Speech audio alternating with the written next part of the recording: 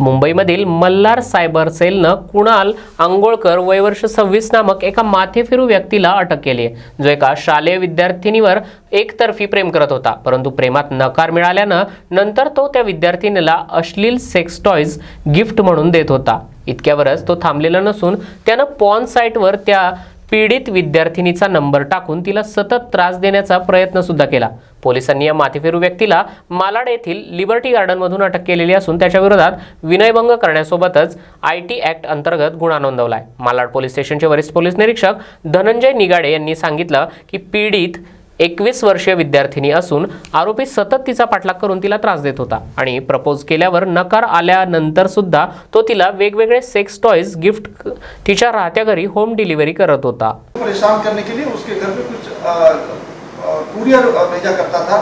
क्या Malad police station के अंदर एक एरिया में एक लड़की को एक आदमी कुरियर से कुछ सेक्स टॉयज भेज रहा था और उससे वो उसका पीछा कर रहा था. एक तरीके से वो इंटरनेट से उसका पीछा कर रहा था. तो इसके बारे में मालाड पुलिस स्टेशन में एक केस दर्ज हुआ था फरवरी 2021 में.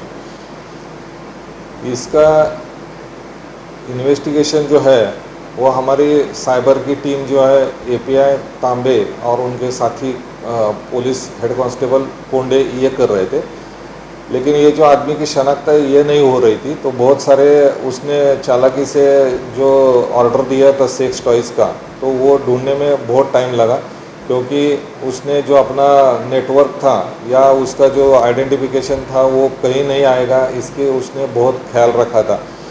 और उसके बाद में हमने ये लड़की को जानने वाला ही कोई इसमें रहेगा, इसके पीछे रहेगा, ये जानकर या ये इसका अंदाज़ा लेकर वो लड़की जहाँ रहती है उस एरिया के बहुत सारे इंटरनेट जो कस्टमर रहते हैं उनका डाटा छानबीन किया, उसके ऊपर वॉच रखा और लगभग 6 महीने के बाद में ये पता चला कि ये जो आदमी ने सेक्स टॉयज़ के लिए इंटरनेट पर जो पोर्न साइट रहते हैं उनके द्वारा अपने आइडेंटिटी छुपाकर ये ऑर्डर दिया था.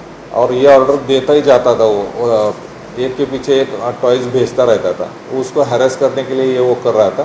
तो सब डाटा इकट्ठा करके उसका एनालिसिस पूरी तरह से एनालिसिस करके हमने ये आदमी पर जीरोइंग किया और जीरोइंग करने के बाद में उसको 3 तारीख को अरेस्ट कर लिया.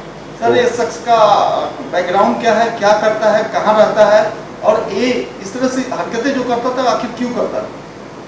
ये एक तरफा प्रेम की वजह से इसने ये हरकत की. ये लड़की उसको कुछ रिस्पांस नहीं दे रही थी और उसको लड़की को मालूम भी नहीं था. वो उसके सामने की लड़की जहाँ रहती है उसी एरिया में उसके सामने के बिल्डिंग में ही रहता है वो. लेकिन उसने उसको कभी इजहार नहीं किया अपने प्यार का. लेकिन वो एक तरफा प्यार में अपने को सक्सेस नहीं मिल रहा है, उसकी वजह से वो उसके पीछे पड़ा था. रिस्पांस नहीं दे रही थी, उसके लिए उसको हैरेस करने के लिए इसने ये तरीका अपनाया. किन धाराओं के तहत गिरफ्तार किया गया है, कब तक PC में बताइए? ये PC उसको आज तक ही थी, 9 तारीख तक PC थी, आज JC हो गई.